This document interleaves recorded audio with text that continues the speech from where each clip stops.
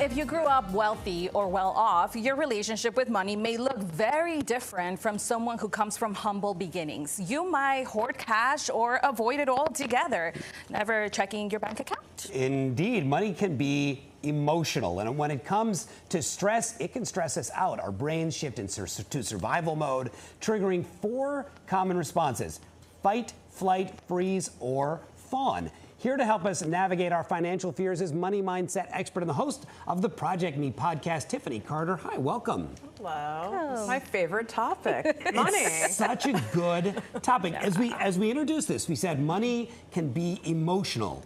I think a lot of people imagine that money is just math, right? My money and my balance, but really it is emotional. Can you talk to us a little bit about how our brains react when it comes to spending money, and sometimes the same as they would if we were in physical danger? Exactly. So we all have an automatic nervous system response to conflict, to world affairs. Money is no different. And how you do one thing is how you do all things. So we go into one of the 4 responses, which is fight, flight, freeze, and fawn, which is the 4th one we'll get into. That's one that's not talked about as much. So the first thing you need to do is identify which is your main auto response. We'll never get rid of that. That is in us. Baked in. It's our nervous system, right? Things from childhood, things from generational trauma even. But we have to learn how to manage it, because if we don't, it ends up managing you, even subconsciously. And you can actually repel money and opportunities and even recreate scenarios that are familiar from childhood without realizing it. And you're going, what's going on? Why is this happening? Why am I acting this way? Yeah. So let's break down each survival mode, starting with fight. What does it look like with money? Fight is where I go. These are my control people. where you are trying to look for danger in every possible way, overworking, hoarding money, looking at each thing, analyzing, obsessing would be going into that mode. And then we go into the flight mode, which you can be more than one, which is important for people to know, but you do have a dominant one. So the flight mode is procrastination, it's avoidance. But that doesn't mean you're lazy and doing nothing. You can be busy doing all the things except the things you need to do to be responsible with your money, or even like ambitiously, make more money and bring in more abundance to your life. We also talk about freeze. So fight, flight, freeze. What does a freezer do? So freeze is the overthinker, overanalyzer. One of the biggest triggers that I noticed in people: I'm confused. I don't know what to do next. I'm not sure if I should leave this job. Should I start a business?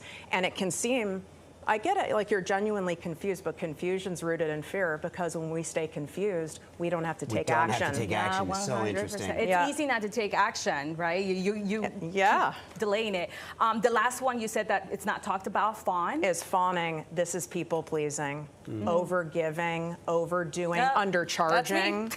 I'm staying at work 12 hours a day. Oh, I'll volunteer for everything, or everyone is asking you for favors, and you always say yes, so you've got like boundary issues going on there too. What can folks do? Like, if they come to understand, okay, I'm fawn, I'm fight, I'm flight, and you say those are kind of baked into us from our childhood.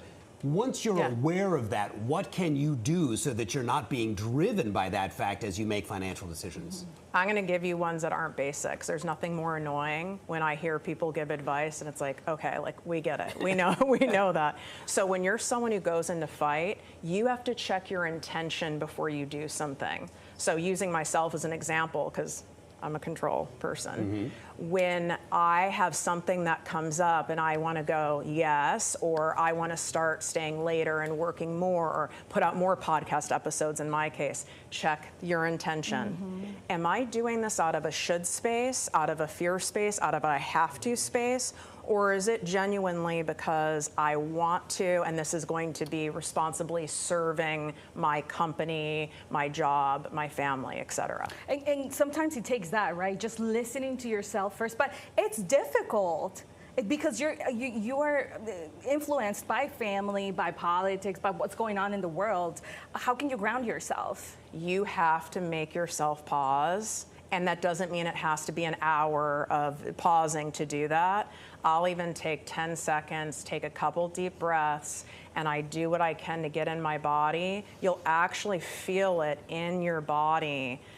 If you're leaning in, your body will even move sometimes. Like, yes, I'm going to come on this amazing show and fly from LA to be here, right? Or, oh no, like I'm going to be depleted and exhausted. I'm only doing it because I feel it's going to help me make more money and more people are going to see me and I have to do it. And if I don't do it, I'm going to lose my business. Right. And this is the inside of my head. I'm unwell.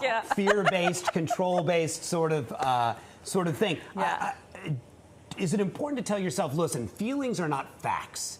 And if I can sort of get past the feeling and try to figure out why I'm feeling a thing, that might help me make better financial decisions as well.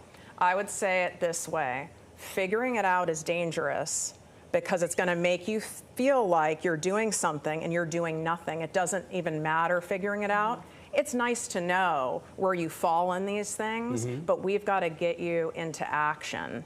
Otherwise, nothing is going to change. And it's contrary action, meaning taking something opposite of what you're doing. And you have to do it, but not going to an extreme. I would never tell someone who's in flight, for example, well, you just got to do it. You know, you got to get it together and you got to that'll put them further back in that nervous system response. Then they'll really avoid.